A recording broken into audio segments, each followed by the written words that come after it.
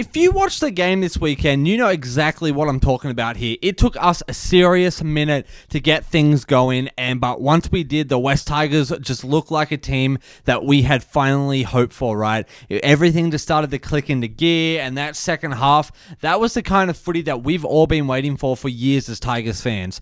Defense started tightening up, the attack started flowing, and then suddenly, the Tigers looked like we had a decent squad that can do some real damage this season. But here's the thing, we can't afford to be a team that only finds rhythm and momentum around 20 to 30 minutes in. It needs to go right off the back, and as we take on the Dolphins this weekend, we need to build momentum. We need to be consistent from the first whistle to the last, honestly, and that's where the training this week, the leadership, and the smart adjustments are going to come into play. We're going to be breaking all that down today and some more, but before we do that, if you love all things West Tigers, make sure to hit that like and subscribe button. It does help me in the algorithm out a ton. Plus, I would love to build a like-minded community of West Tigers fans. Drop a comment below. What do you think was the key turning point in our last game? Let's get it going, and let's get into this episode. So let's talk about the defense first, because early on we looked really shaky as well as offense, but the Eels were moving the ball really well, and our defensive lines just had, moments where it just wasn't connected.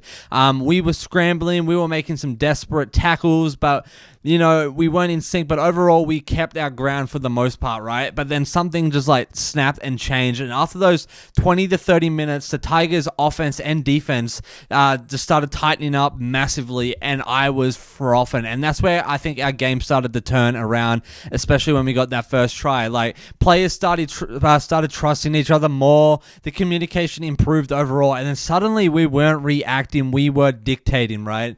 The line speed increased, which was amazing. We cut off Eels' space, and we forced them into mistakes instead of our other way around that we are used to. And a huge part of that defensive shift for me was Uppy, our skipper, right? The guy doesn't just play hooker, he is a general on and off the field. His talk, his positioning, the way he just reads the opposition's next move before they even make it, that's the kind of leadership I think is going to keep us as a team structured under pressure throughout the whole season, right?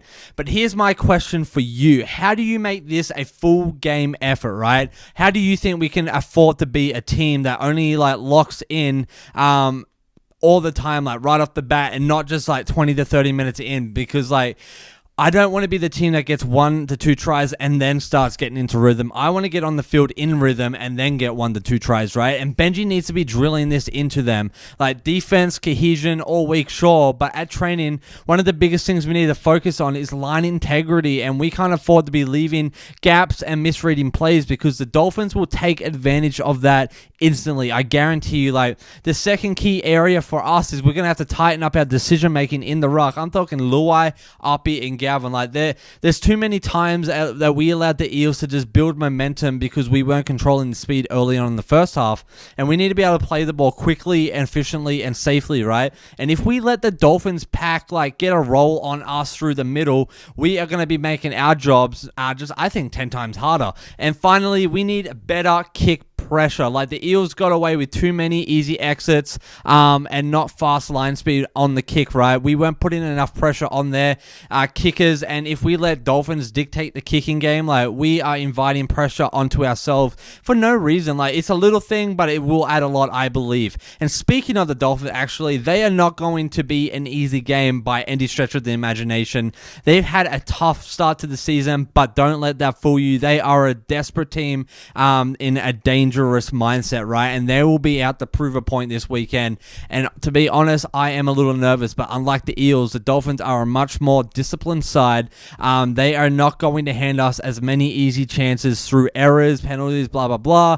This means we can't afford to wait for them to make mistakes. We have to create our own opportunities. That is our game plan. Create opportunities. Their outside backs, I will not lie, are dangerous. And if we are not switched on defensively, they will punish us. They're going to have people just going absolute ham on any space they can find, and they will carve it up if they have the opportunity. But the biggest challenge, in my opinion, guys, are their forward pack.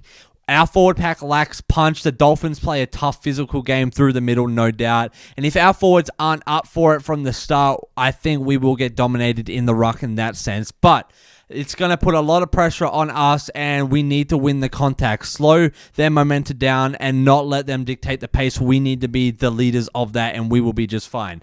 But let's switch over to our attack, right? Because once again, we actually play some really sharp footy, and I think there is a lot of potential that we can build on. There's one key guy that comes to mind to me, and there's Adam Doueihi.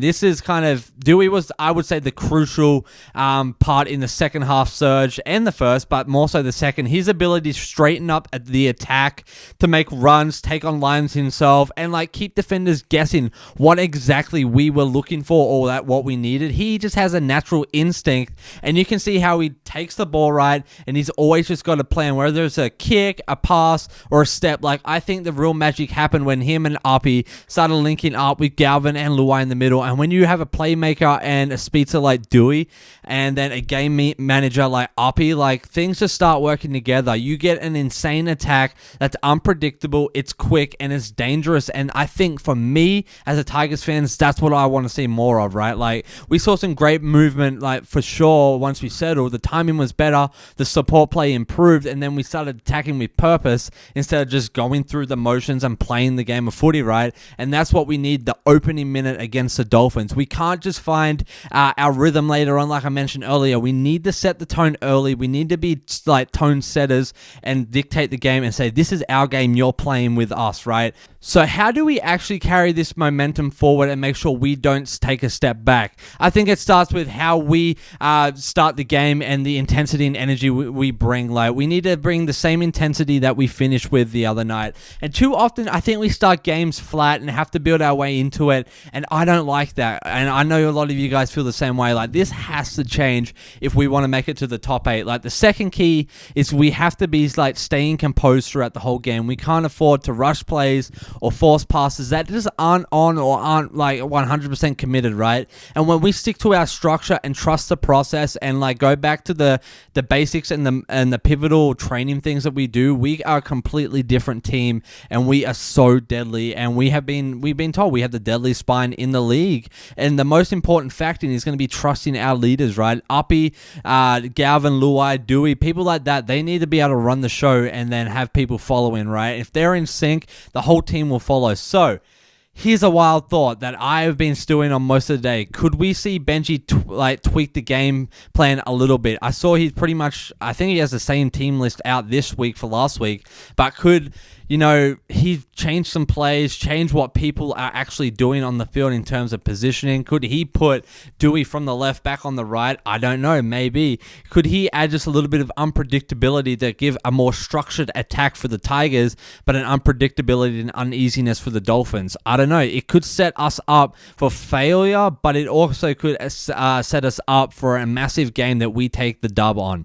Or maybe we just see more targeted kicks in the first 20 minutes and like better pressure and better offense. I don't know. What do you guys think? Am I off my chopsy for saying that?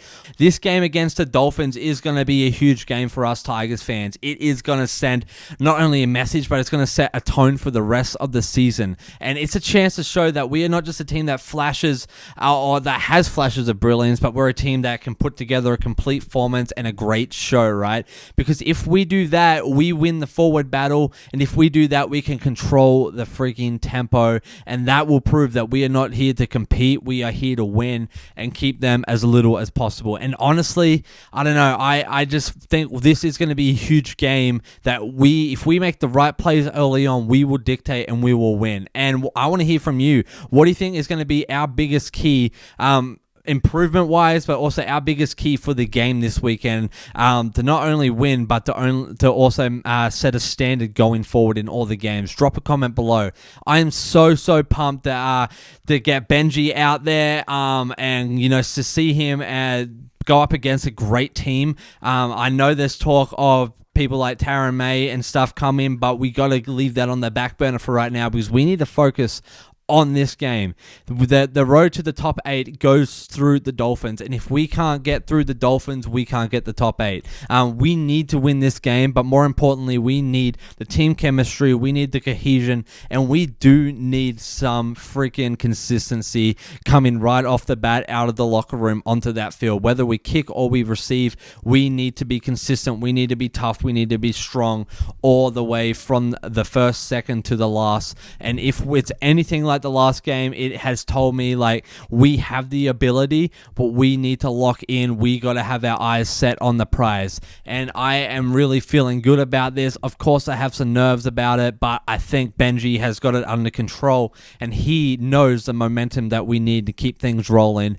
So yeah, if you love the West Tigers, again, make sure to like and subscribe. I am so pumped for this week. We have some huge talking points to go over, especially when it comes to game plan for the Dolphins, and we have some rumor stuff coming with Taron May, people like that, Taylor May, and people like that. So let me know in the comments, what do you think is our biggest area of improvement and our biggest struggle going into this Dolphins game? Let me know in the comments. Let's get the discussion going. As always, guys, it is a beautiful year to be a Tigers fan, and we can do nothing but take it easy and dream big, baby. Jordy out.